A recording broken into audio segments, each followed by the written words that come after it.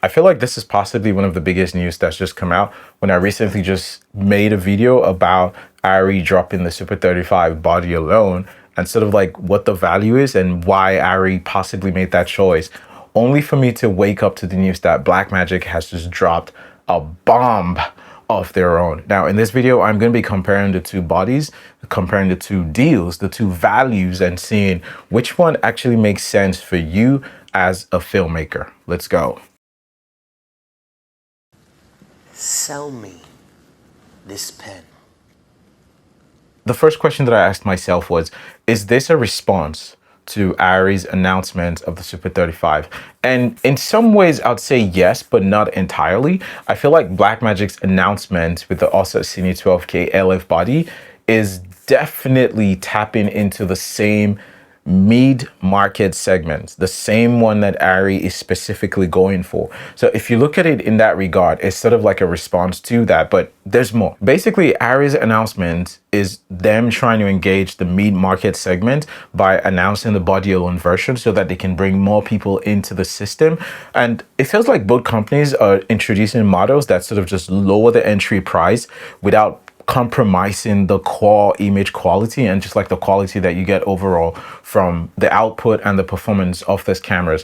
But the thing about Blackmagic's is that it feels more direct and clear in its pricing and modularity. While ARRI is using the licensing model to allow users to unlock features as they grow with the camera, Blackmagic is just going for a more straightforward, you get a body-only camera with an affordable entry price. Blackmagic's strategy is it's simpler.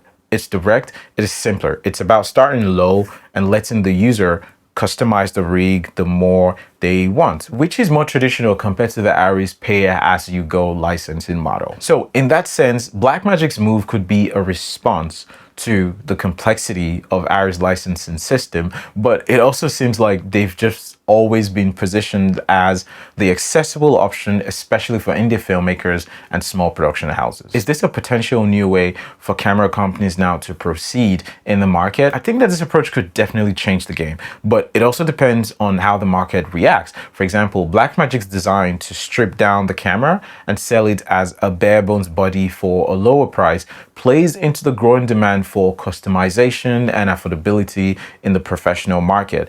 Now, many filmmakers don't want to pay for accessories straight away upfront, and especially for ones that they don't need right away. So giving them the freedom to be able to pick between the things that they put on their gear at their own pace and at their own time could also push other companies to start rethinking how they offer high-end cameras. And I think the big win here is just the concept of value and transparency. Blackmagic is all about streamlining the options. You know exactly what you're going to be getting and what it will cost. There's no hidden features. There are no confusing licensing.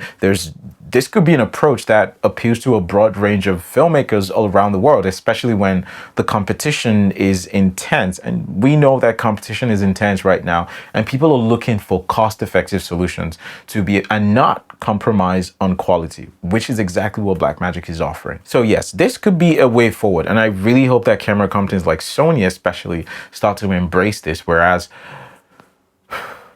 I don't even want to talk about Red. Let me know what you think in the comments. Do you think that this model could be sustainable and be helpful, especially more to the creators, so that they know exactly what they're getting and they know not to pay for every useless thing? The conversation now leads me into which one is better, which one has a better cost to value ratio. And I think that when it comes to cost to value, Blackmagic seems to have the upper hand. Hey, okay.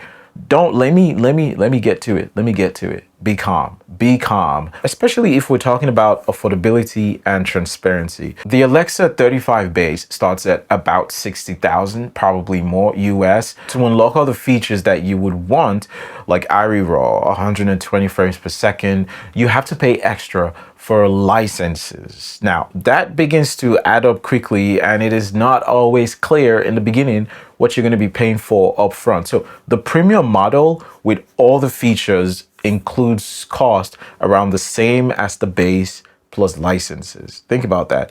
You get a full set for 100,000 maybe. By the time you buy the base and you start to buy licenses, eventually you're paying the same thing.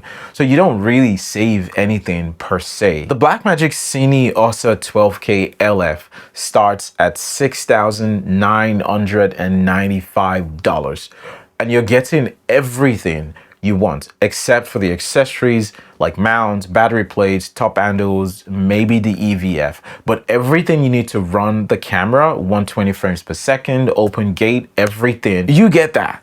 You are not going to be paying any license for that. And guess what? If you don't like all of these accessories from Blackmagic, you can get third-party ones, which might possibly be cheaper. So the price is significantly lower than that of the ARRI, and the camera quality, the 12K, the night 16 stop, no, 19 I wish, the 16 stops of dynamic range and customizable options just puts this right in line with the top tier offerings that Red and ARRI and Sony and all of these camera companies are just going to give you. But it comes at a much more affordable price. You can't beat that. You just can't beat that, people. Come on now. So for filmmakers who need a solid workhorse without a ton of the upfront cost, Blackmagic is 100%. It wins in terms of cost to value ratio, simply because you're not going to be locked into extra charges for features that you possibly might not be able to use right away like you would with ARRI. But with Blackmagic, you're going to be getting everything you need right away at an incredibly affordable cost. So which camera is the best option for filmmakers in 2025?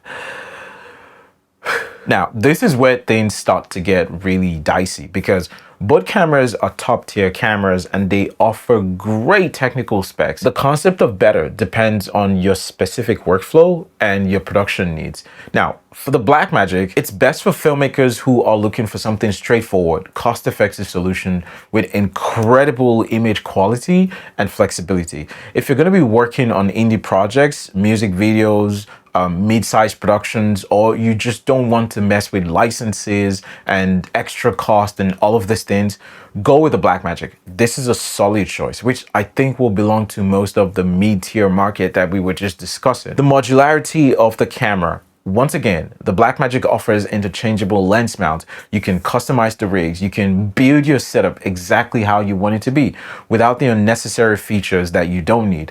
Now, it's also future-proof because this thing is 12K. Oh my God. 16 stops of dynamic range. That, man, can we even stop this whole conversation about dynamic range this year? Like, every camera's dynamic range at this point is workable with. And Blackmagic RAW, that gives you incredible flexibility and also integrates very seamlessly within DaVinci Resolve. So if all of these things appeal to you, sound like, oh, this tackles my need, just go with the Blackmagic.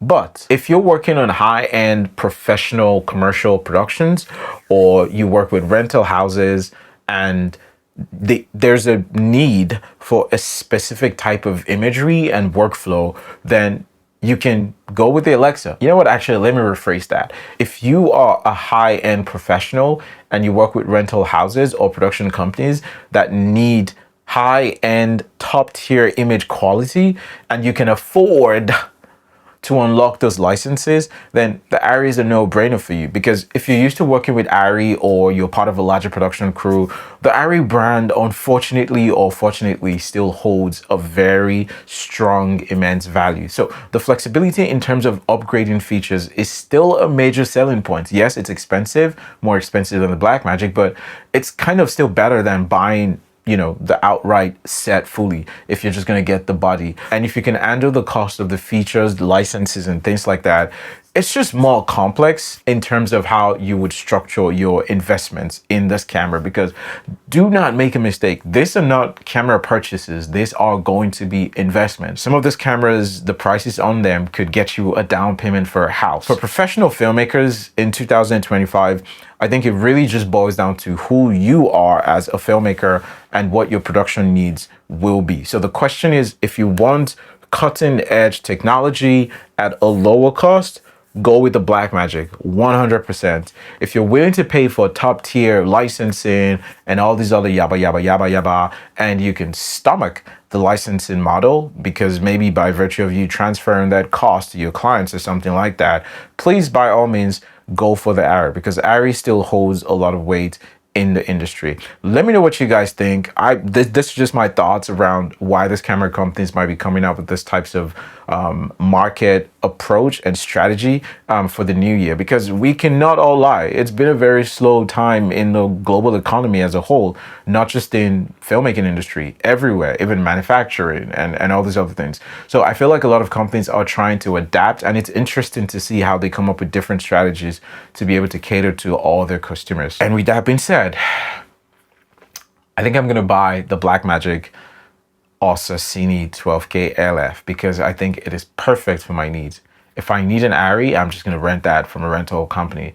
But for my personal use case, Blackmagic has it. I just don't think anything beats that value in that price point for all the top tier camera specs and beautiful imagery that you get. I'm sorry, but good luck. Good luck, Sony.